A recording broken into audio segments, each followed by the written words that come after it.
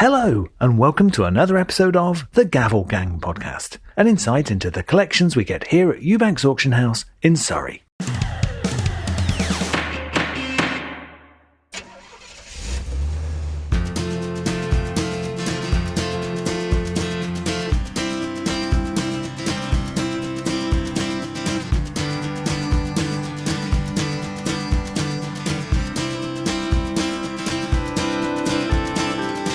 Seen anything interesting out of your window, James?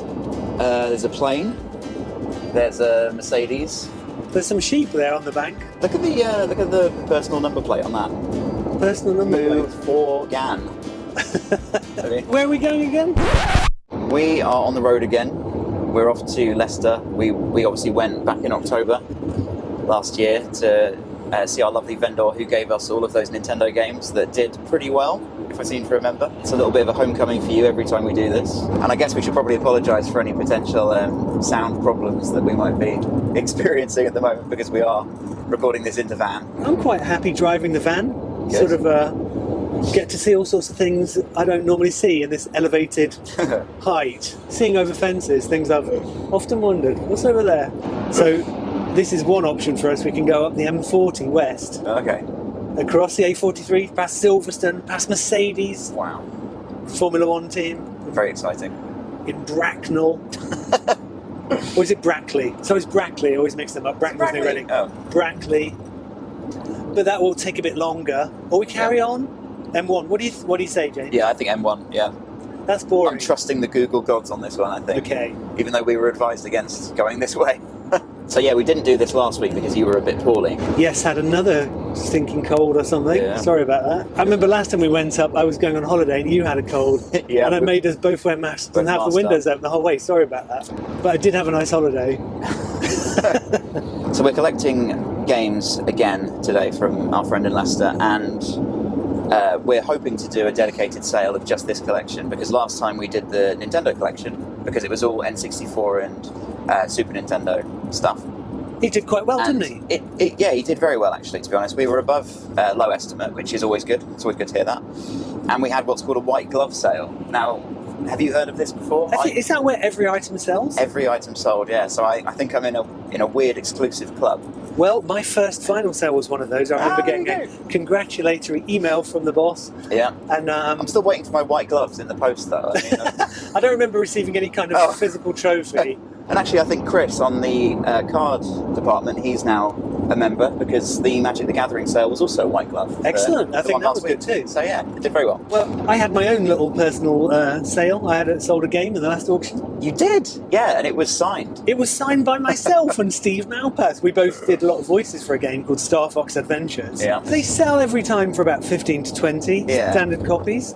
NTSC maybe 25. Yeah. And including by its premium, it was about 58. Yeah. So there we go. Very nice. Star power in the autograph there. So maybe we can stop at a service station and get some Sharpies and... perhaps sign a bunch of this guy's stuff on the way back. Although I'm not sure you worked on anything Sega related. No, I didn't. Did you? I don't know too much about Sega. If I'm honest. Okay. I had a Dreamcast. Don't remember playing much on it. Crazy Taxi. Yeah. Handful of others. But Sega have always been a bit of an outlier in the games world, wouldn't you say? Yeah, I think it's interesting. Growing up, Sega was very much... it was almost like the biggest competitor with Nintendo. They just eventually stopped. I think there was essentially a decade there where Sega weren't making any money, and I think it was the fallout from the Dreamcast, really. Which, the Dreamcast for me holds a real special place in my heart, because it was, well, the circumstances around how I got a Dreamcast were quite bizarre, because I seem to remember... I was probably about 9 or 10 at the time, but I seem to remember going on a big road trip with my dad to go and pick up a Dreamcast that he saw in the paper that was for sale. And we turned up and he advertised it as having over 100 games, and we thought, Christ, that's good. We turned up and we bought the system, took it home. And I hope there's no police officers listening, because it turned out that he had a thing called a boot disc. Oh, yeah. And you'd put that in, and then you'd have these very kind of hastily cobbled together jewel cases with badly printed artwork, and you'd put them in and suddenly you're playing Nightmare Creatures 3 or something. It was probably not a very legal way of playing these games. Probably not. But as a kid, I had over 100 games to play, and it's almost essentially like what the Game Pass is now. It's like a subscription service, and you could just put in a different disc and you're playing all these different games. But I'm not really a big fan of doing it that way, because when you have the benefit of choice, you're not really putting all the attention on the games that they deserve, I don't think, and I very much find that with things like Netflix now, where you can surf the tiles for hours and you just... the amount of Netflix titles I've watched 10 minutes of, half an hour of, one season of and abandoned. I'm not advocating it at all. I think it's actually a terrible way of playing video games, and a good way of buying games is coming to your local auction house and placing a bid. If I just read off what we're collecting today, it's a pretty rough list. I think he's actually still sorting out the items as we speak. There might be more than this list, but I believe what we're getting today is over 100 Mega Drive games, 50 Master System games, 20 plus Mega CD games, a complete collection of Dreamcast games, which I think to me is that's very exciting stuff. Philips CDI plus games, Game Gear plus games. I remember the Philips 3DO. Is it like that? Yeah, there's a 3DO in here. Is there? Yeah. Oh wow! 5 Sega Saturn consoles with 50 games, 4 Dreamcast consoles, and then it says, and 1 box of 100 PlayStation 1 games. So so it is a Sega collection predominantly, but it sounds like there's a hell of a lot of PlayStation stuff in there. So maybe we will split it across 2 auctions like we did last time. We ended up getting so much from our friend here that we created 2 auctions, didn't we? We did just the Nintendo collection and then a general one. But yeah, I was hoping to ask you about your favourite memories of Sega, but it doesn't really sound like you've got any. I haven't got many. I mean, they were sort of quite an arcade, force in the arcade world, weren't they? Yeah, they were, yeah. Sonic the Hedgehog, I think everyone knows. Yeah. And even though, Sega's been floundering a bit in, like I say, they basically for a decade they made no money and they had to get out of the console game. And the Sonic brand that was much loved suddenly started to take a bit of a downturn, and I know that a lot of those games were just very, critical failures, really, even though the fan base was there. There's been the Sonic the Hedgehog movie recently. There's been two of those. Yeah, they're huge. Jim Carrey. Yeah. I think it was a funny story, actually, because it was a success, the first film, but it came out, I think, 2 weeks before the first lockdown. Oh. So it actually became, I think, the most profitable film that year, because it was the last thing that people could see at the movies before everything went down. So it didn't really have much competition. But yeah, I did see a little statement from Sega the other day saying that essentially Sonic the Hedgehog and, I don't know if you're familiar with the Yakuza games. Heard of them, yeah. Yeah, I mean, I love them. I've just finished the 10th installment in the series, which only came out 2 months ago. And apparently Yakuza and Sonic the Hedgehog basically saved Sega. So the reason they're still around today and making movies and the like, it's all down to just those 2 franchises. Rather than having these kind of big budgets that balloon, they just kind of stick to a formula, they keep it relatively cheap, and they just make good games. So I think we might see a future where they do get back into the console market, I think. So what do you think the fan base for vintage Sega products is? Well, we've had a few guys get in touch. Every time there's an auction, there's one guy in particular who says that he has a Game Gear collection. He's looking for everything. He's basically got a checklist. He's getting through everything. So I'm sure he'll have a keen eye on this sale. I think Dreamcast is very beloved, I think, because of just how strange it was. I remember at the time it had the VMU. Do you remember that? The little cartridge that you'd stick in the top of the controller. Yes. And it had a little graphic that would kind of play as you're in the game. But I never really understood the purpose of it, and maybe I was just too young, but you could pop it out and then take a form of the game on the go. But it was almost like a mini game that you could potentially bring back to the console experience. So it's almost like a precursor to the Switch. Like really. A Tamagotchi? Yeah, a little bit, yeah. Has he got any merchandise? T-shirts, Sonic the Hedgehog underpants? I didn't see any when we went there last time, but who knows? I know that Sonic the Hedgehog bathrobes are actually quite a big thing at the moment. Yeah, so... Actually, talking of merchandise, there's a few of those James Bond T-shirts coming up that I quite like the look of. Some crew T-shirts, very cool. They seem to do quite well. Yeah, I saw a few in the latest memorabilia sale. There was a lot of stuff in there that I wish I'd known about beforehand, because like some leather jackets from Judge Dredd or something like that. I mean, those kind of things are just so cool. In an auction house, you see catalogue all this stuff, you want to buy it. Yeah, that's the problem. Yeah. Okay, so let's we'll sign off for now, James, and perhaps tune back in when we're at the services. So So, John, we've just been to the wonderful welcome break services. We have, they serve a purpose, but I don't know, part of me wishes it was still some sort of grotty 1970s services. When I was a youngster, I had a job working for this fella. We were sort of almost like worked with like the fairground people and stuff. We were in catering, and we'd do all these shows, and we'd sell donuts out of a wagon. We'd do air shows, we'd do Glastonbury, we did Monsters of Rock, all these things. But wherever he did, we always seemed to end up in the services at Watford Gap, which is near here, nowhere near Watford for some reason. The guy who ran the show would buy us all a fried breakfast, and it was like 14, 15 staff. Probably breaking all sorts of health and safety rules. Oh yeah, I think we broke quite a few things. I read recently there was something came up for auction. Somebody had worked at one of the famous Blue Boar services. Every famous person who came through, they got them to sign one of their paper plates. Okay. So this person had all these paper plates saying, I think by like the Beatles or stars of the day. Yeah, I'll have to Google it, but I don't really know. Obviously, you're more entertainment than I am. Even though video games are entertaining, I'm not technically entertainment. But what kind of power is there in a signature these days? Because I'm definitely of the mindset that if you meet someone in the street now, you're more likely to take a selfie with them.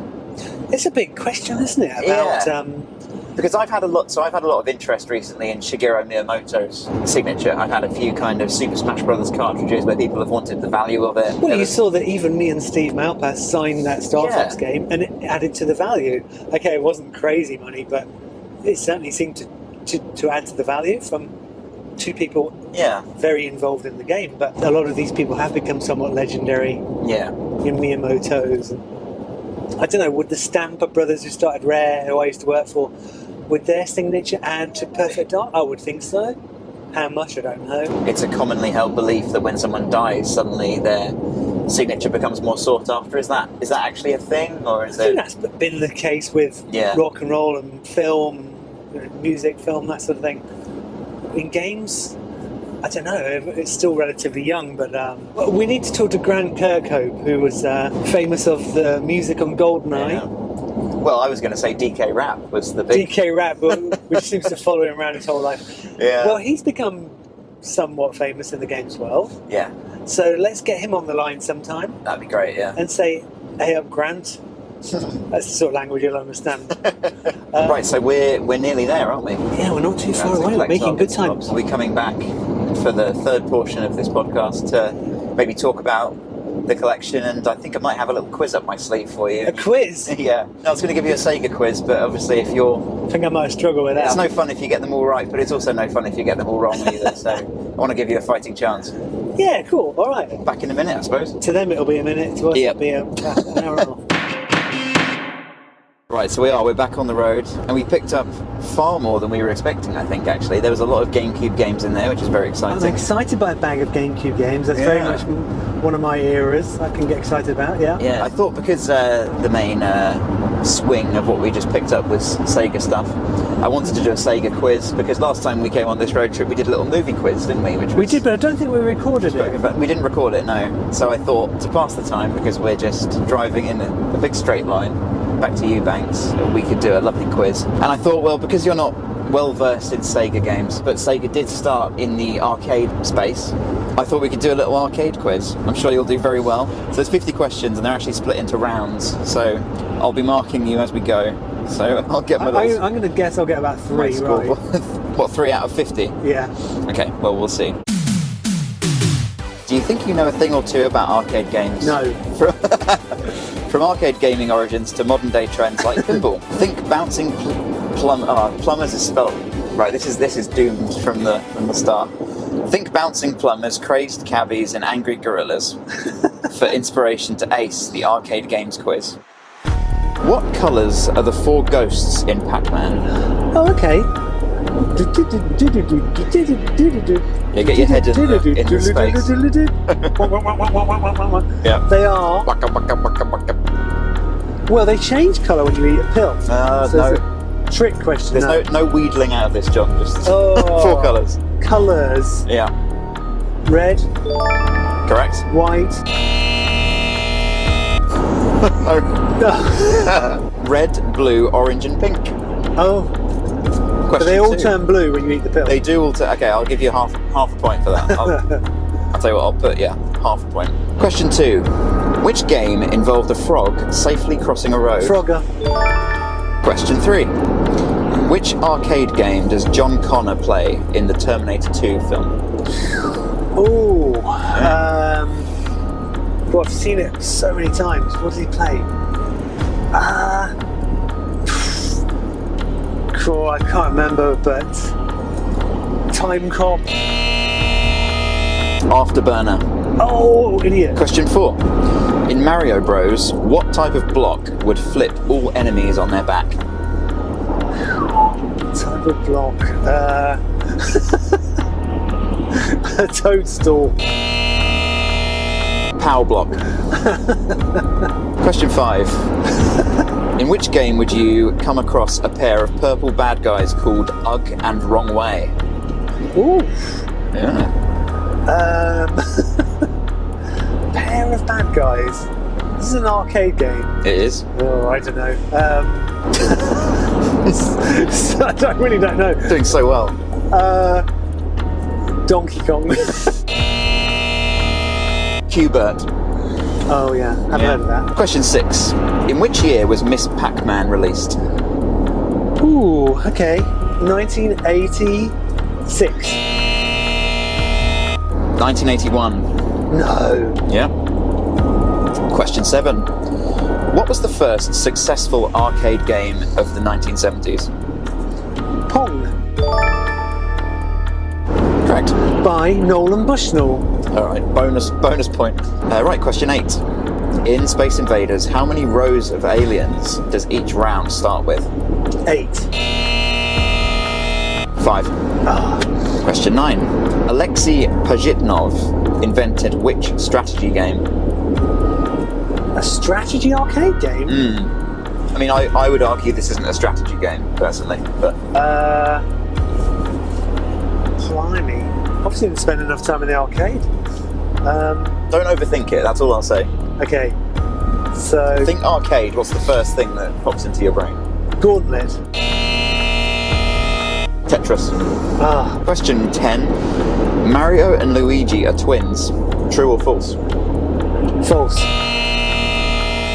True. No. Yeah. I never knew that. Round 2. Question 1. Which 2012 Disney animated film featured video game characters? Emoji Movie. No, John. It's Wreck-It Ralph.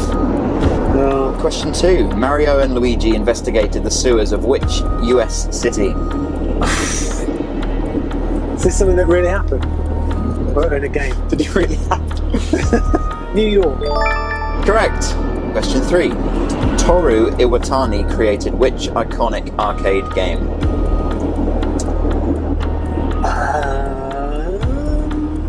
Dragon Slayer. Pac-Man. You're doing very well. Very well. Question 4. Pac-Man was originally called Puck Eater.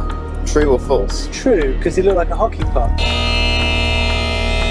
Oh, it's false! Oh, no, Puckman. Yeah, okay.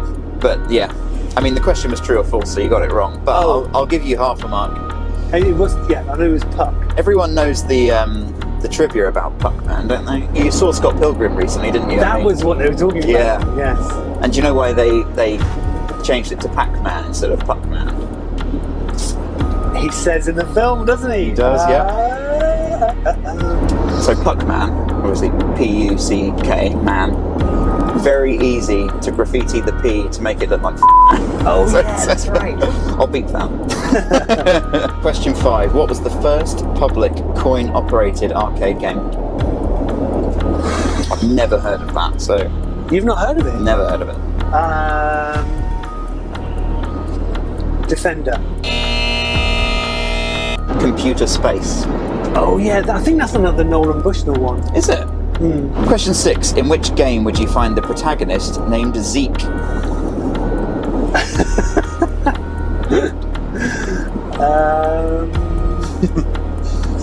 Sounds like something to do with like gold mining. Gunfight. Zookeeper. Heard of that? No. No, me neither. Question 7. What was Sega's first car racing game? Ooh. First? Yeah. Who made Outrun? Outrun? Turbo. Turbo. Just Outrun Turbo. was Sega though, so Outrun's amazing. Question 8. Which arcade game was the first to have a significant female player base?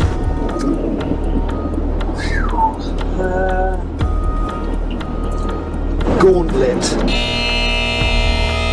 If you keep saying Gauntlet, eventually it'll you'll get something right. It was Centipede.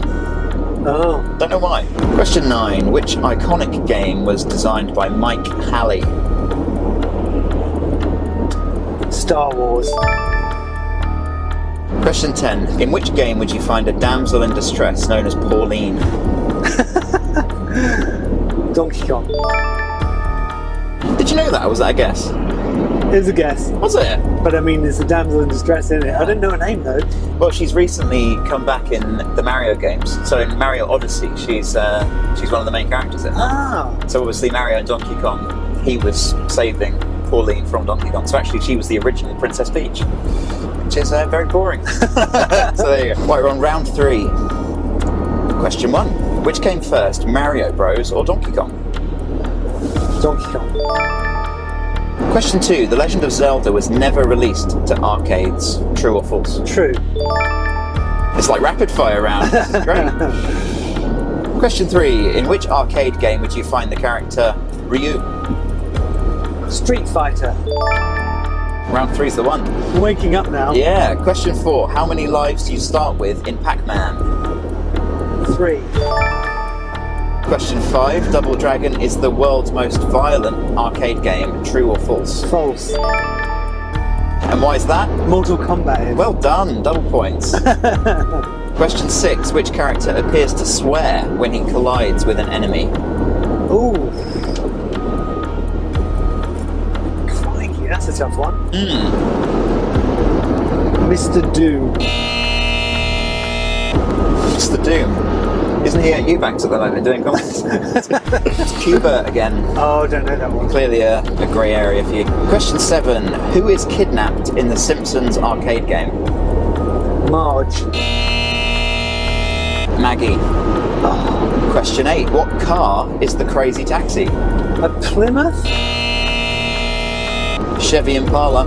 Ah, Question 9. In which arcade game would you find the character Athena Asamia? Final Fantasy?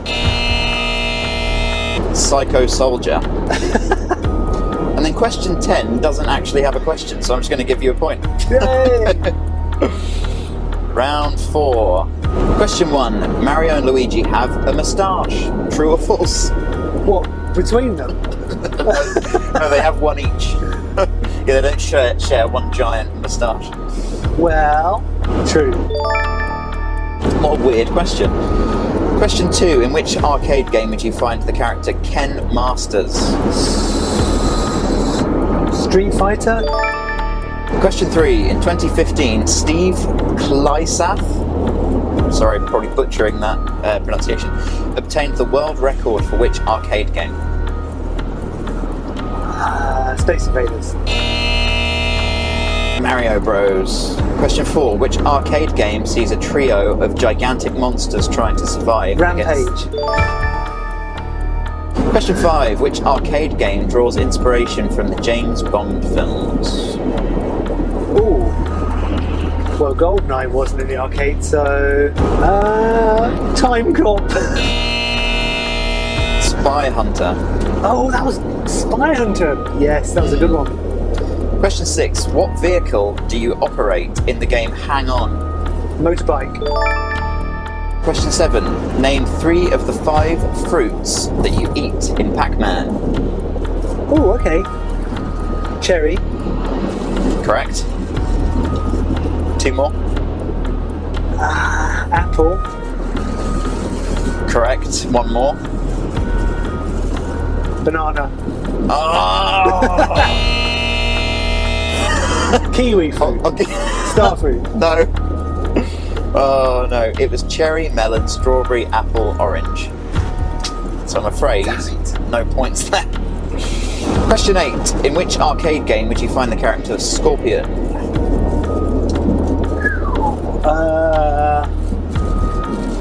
Mortal Kombat. Question 9. Asteroids were replaced by what in Space Duel? Stars. Coloured shapes. Oh. Yeah. Question 10. In which game would you hear some galactic defender you are, Space Cadet? Space Harrier. Gorf. No idea what that is. Ever heard of Gorf? No. Right, round 5. Question 1. What is the nickname of the blue ghost in Pac-Man? Bertie. Inky. Question 2. What is the nickname of the red ghost in Pac-Man? Ooh. Blushy. Blinky. Question 3. What is the nickname of the orange ghost in Pac-Man? Wispy. Clyde. Clyde. Question 4. What is the nickname of the pink ghost in Pac-Man? Bonnie. Pinky. And question 5. Which character was originally known as Jumpman? Bomberman. Oh. Mario. Oh. And question 6. Asteroids sued Space Invaders for copyright. True or false? True. Question 7. In which arcade game would you find Chun-Li? Street Fighter. Question 8. In which game do you have to destroy TIE fighters? Star Wars. Question 9. What vehicle is operated by the player in Battle Zone? Tank. What does Donkey Kong throw as a weapon? Barrels. So I think you did quite well. You thought you'd get 3. I thought I'd get 3 out of 50. Okay. But it's funny actually when you start digging, you're like, oh. Yeah. But Somewhere at the back of your brain, you yeah. think you know. Right, it does say if you liked this arcade games quiz, have any quiz requests or spotted a mistake, let us know in the comments. So I'll let them know there's a question missing completely. So technically it's out of 49, although I did give you a point for the question that never happened. Okay. So what do you think? You think conservatively you reckon 3? So I think I probably got about 17 in the end. Out of 50? Yeah. Okay, what would you be happy with? 22. You got 22 points! No! Yeah, bang on! Whoa! Hey, what a result. Okay, so that I'm killed... actually happy with that, considering, and it's also made me realise that I don't know arcades very well. Yeah. You know, if it was a general video game quiz, I think it would have done fairly well. Okay. But they really are two different things. My arcade knowledge is very, very slim. I don't really know much about it, to be honest, which maybe I shouldn't say as a video game valuer. Yeah. Well, here's a question for you. What do you call those kind of tables that you can sit 2 people at, one either side? You used to get them in pubs. Well, that's all we've got time for today on the Gavel Gang Podcast. Oh, you must know that. No, I don't Cocktail tables. Really? Yeah. Oh, there you go. So you could get things like Pac-Man on a cocktail table. So you're facing top down.